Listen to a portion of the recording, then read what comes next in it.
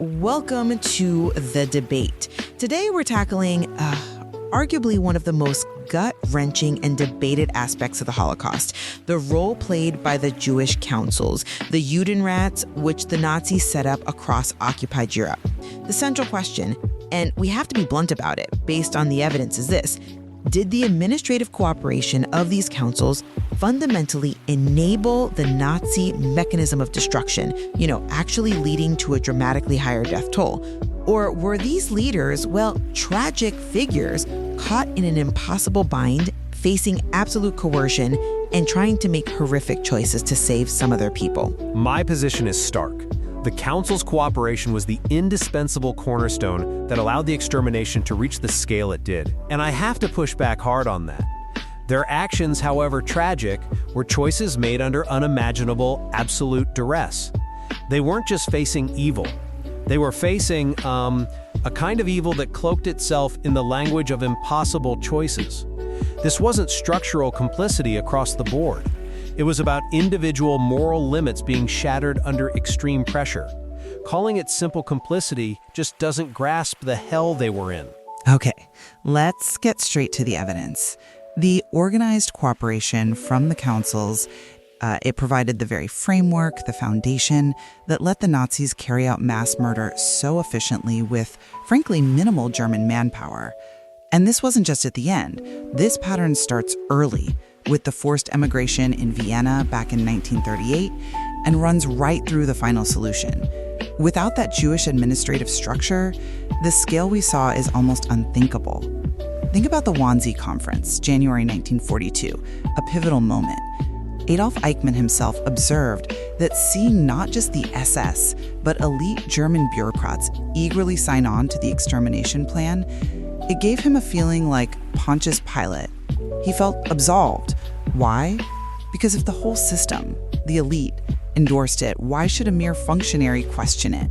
The council's administrative role, it tragically mirrored this from the victim side, providing a kind of perverse justification for administrative killing.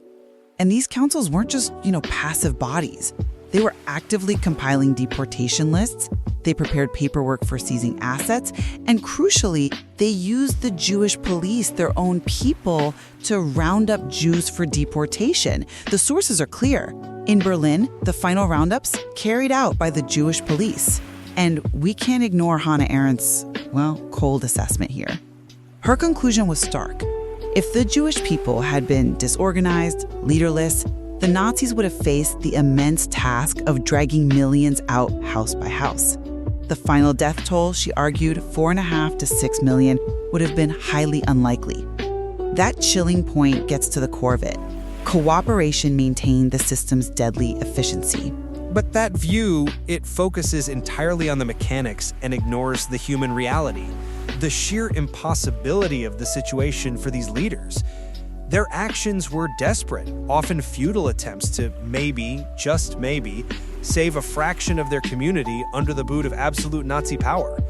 Refusing to cooperate, that wasn't a viable option. It meant immediate wholesale destruction for everyone. Look at Adam Cherniako in Warsaw, July 1942, specifically July 22nd. He fought like hell to get exemptions, especially for the orphans in the ghetto, and he failed. The very next day, July 23rd, he killed himself. His note said, "I can no longer endure it all." Now, does that sound like someone complicit in some grand organizational scheme? No. It sounds like total moral collapse because the system forced him into participation. Or take Chaim Rumkowski in the Lodz ghetto from 1940 onwards. His whole strategy, however dictatorial it became, was to make the ghetto indispensable, a production powerhouse for the German army, the Wehrmacht. The logic, however flawed, was born of desperation, survival through work. And listen to the Lodz ghetto police chief, Leon Rosenblatt, speaking after the war. He put it plainly, "If I had refused, I too would have been shot."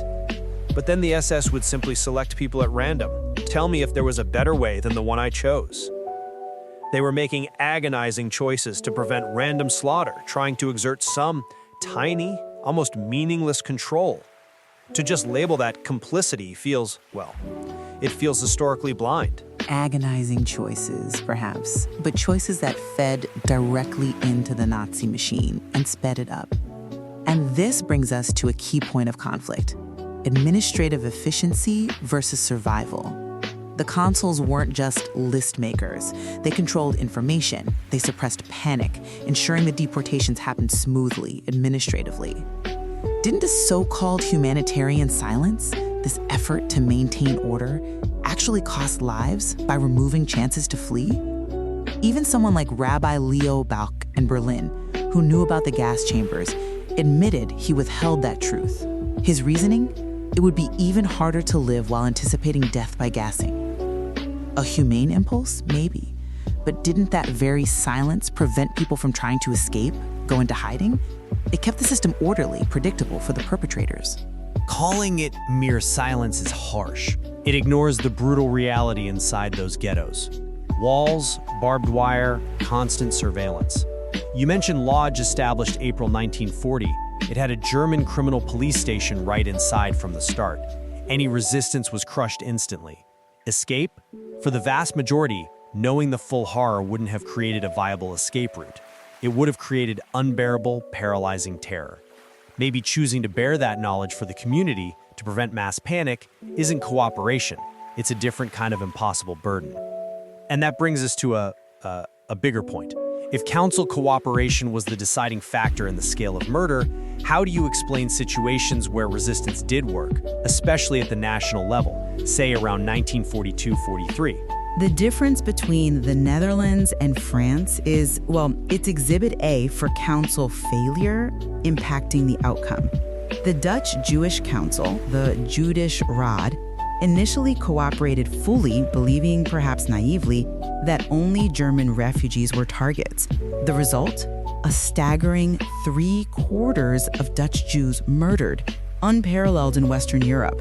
That's a direct line from administrative cooperation to catastrophic loss. But wait, was that solely the council's fault? Or was it the Dutch national context? Look at France. The Vichy government, yes, actively helped deport foreign Jews in summer 42. But crucially, when the Nazis demanded French-born Jews too, Vichy refused. Flat out refused. And faced with that state-level pushback, the record shows the Nazis simply lacked the human resources and the willpower to force the issue. The result in France? Far fewer deportations overall, especially of French nationals. Fewer than 52,000 deported out of 250,000, only 6,000 of them French citizens. And Denmark, October 1943, is the ultimate counterexample. The entire Danish nation, from the king down, acted. They hid and smuggled almost all of Denmark's Jews to safety in Sweden. The key wasn't the Jewish council stance, it was the national refusal the Nazis encountered. When a whole country said no, the machine faltered.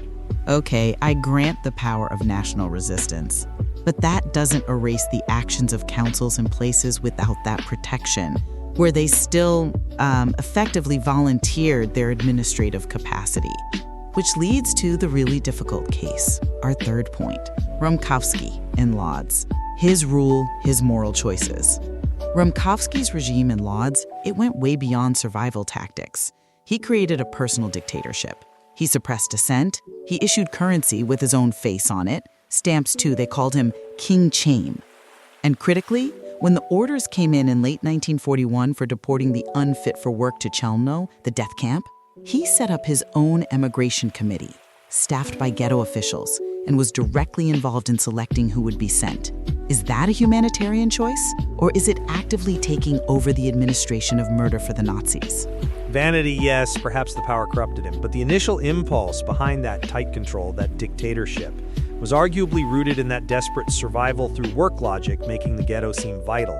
And that reported quote, "When forced to carry out deportations, it was an order. I did it with my own hands rather than letting others foul their hands." Maybe that's not just shifting blame. Maybe it's describing the absolute hell of knowing someone has to make the selection and choosing to take that stain himself. They were trapped in that horrifying calculus, sacrifice 100 to save 1,000. They were pulled in because the Nazi system was diabolically clever. It was designed to need victim participation. These leaders were assimilated into the mechanism precisely when resistance and escape seemed utterly impossible. And yet, the organizational responsibility remains. You can't escape it. Regardless of the desperation, providing the lists, the order, the administrative backbone, it kept the system running. It undeniably aided in the murder of vast numbers of people. The tragedy of the councils is a stark lesson in how, under totalitarianism, just doing your job, the failure to think critically, it doesn't just permit evil, it actively amplifies it. Good intentions got channeled into lethal bureaucracy. But the heart of this isn't about assigning individual blame scores decades later. It's about understanding how the Nazi destruction machine was built to deliberately exploit the very structures victims created for survival. It forced complicity. It engineered total moral and political collapse. Criticizing the councils is easy from our vantage point.